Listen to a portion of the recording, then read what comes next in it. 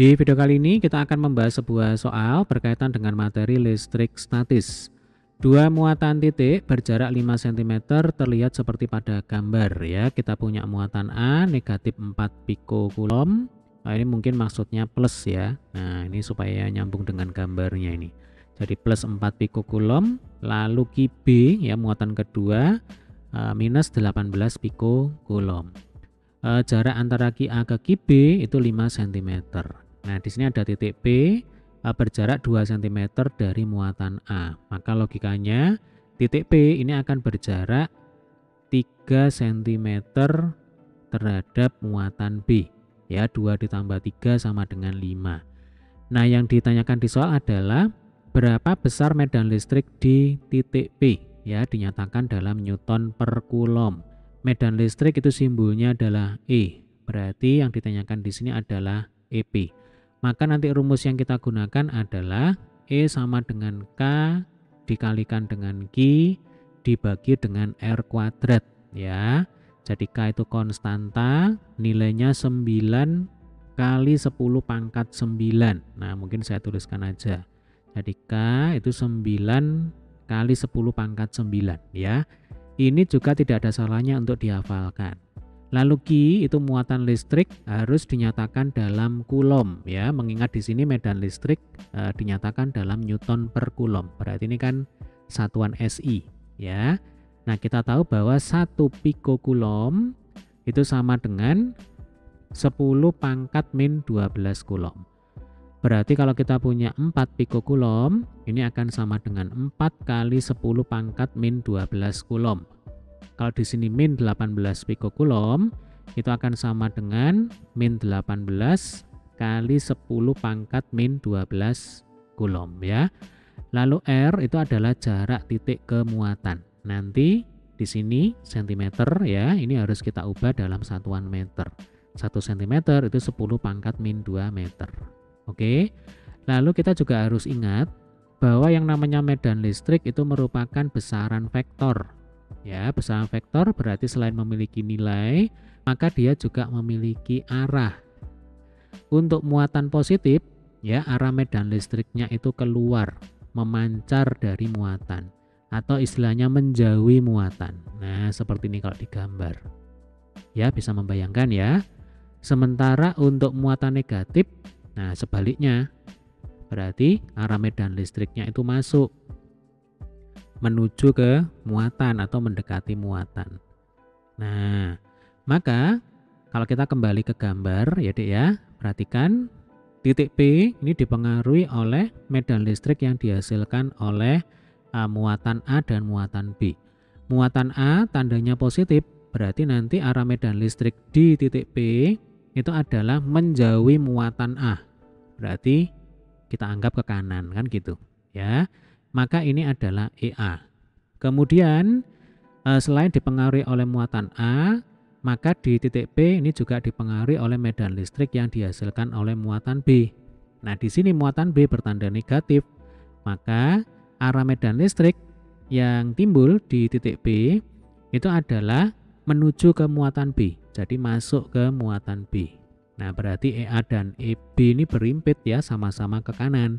Sehingga nanti bisa kita tuliskan bahwa EP itu akan sama dengan EA ditambah dengan EB.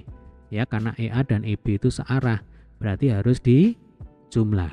Nah, tinggal kita tulis rumusnya. Untuk EA berarti rumusnya adalah K kali QA per RA kuadrat. Kemudian untuk EB berarti rumusnya adalah K kali QB per RB kuadrat. Nah, K-nya ini kan bisa kita keluarkan. Berarti K kali dalam kurung, atau mungkin langsung aja ya Dek ya. Nah, kita masukkan angkanya supaya cepat. Jadi, K-nya kita keluarkan. 9 kali 10 pangkat 9. Lalu, untuk QA-nya 4 kali 10 pangkat min 12. Kemudian untuk RA-nya 2 cm. Nah, 2 cm kalau dijadikan meter itu kan 2 kali 10 pangkat min 2 meter. Ya kan? Berarti kalau dikuadrat sama dengan 4 kali 10 pangkat min 4. Oke. Kemudian ditambah dengan QB. QB-nya tadi, oh ini penting ini ya. Jadi untuk menghitung medan listrik ya, untuk tanda atau polaritas muatan itu hanya kita gunakan untuk menentukan arah dari medan listrik. Sementara ketika sudah masuk ke dalam perhitungan ya, tanda plus minus ini bisa langsung kita abaikan. Jadi kita ambil nilai positifnya.